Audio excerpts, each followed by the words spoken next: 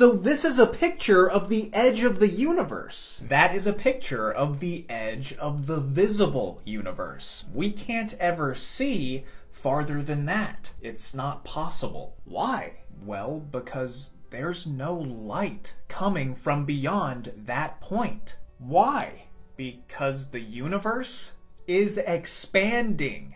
Huh? Stay with me here. We've observed that every galaxy in the universe that isn't gravitationally bound to our galaxy is moving away from us, and doing so in a very uniform fashion. Without fail, we measure that the farther away that a galaxy is, the faster that it appears to be receding from us. Okay. And that's a peculiar observation.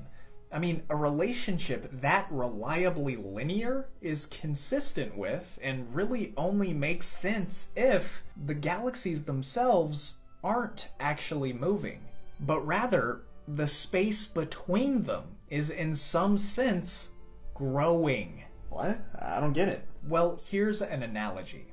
Imagine that the galaxies are like raisins in a ball of dough, which is rising as it bakes. From the perspective of any of the raisins, all of the others appear to move away from it, with greater speeds at greater distances. But see, the raisins, galaxies, aren't themselves moving. The thing that they're embedded in, the dough, space, is expanding. See, this pattern here is just what naturally arises with things in an expanding medium.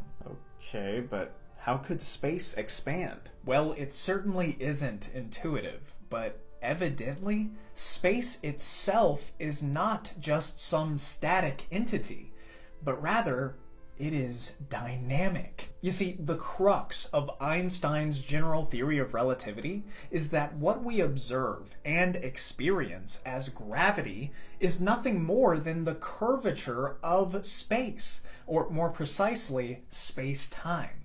And this is an idea that's been tested and verified time and time again. Every prediction made by Einstein's theory has been vindicated over this last century. And one of those predictions is that if space on its largest scales is more or less uniformly filled with matter and other forms of energy, which is what our best observations indicate, then the universe as a whole can't just be static. Rather, it must be evolving over time in a state of contraction or expansion, the latter of which we've observed to be the case. Okay, so what does space expanding have to do with this being as far as we can see? Everything. You see, a few important things happen as a result of this cosmic expansion. Not only does all of the matter in the universe become more spread out, making the universe less dense over time, but also all of the radiation or light traveling throughout the universe loses energy as it undergoes a process known as cosmological redshift. And these changing conditions combine to result in something very significant. As the universe expands, its overall temperature goes down. The universe is getting colder because it's expanding. And with all of these things happening as time goes on, what do you think would happen if you turned the clock back? Went back in time?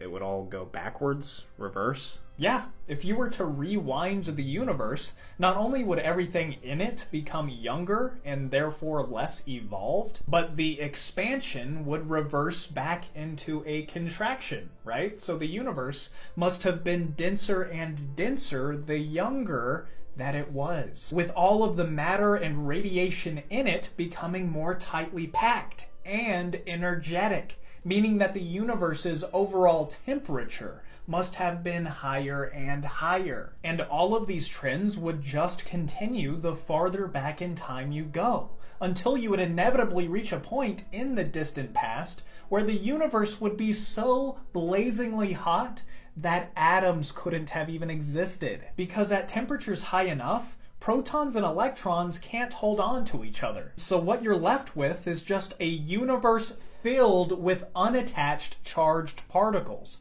a state of matter known as plasma. And here's the thing about plasma.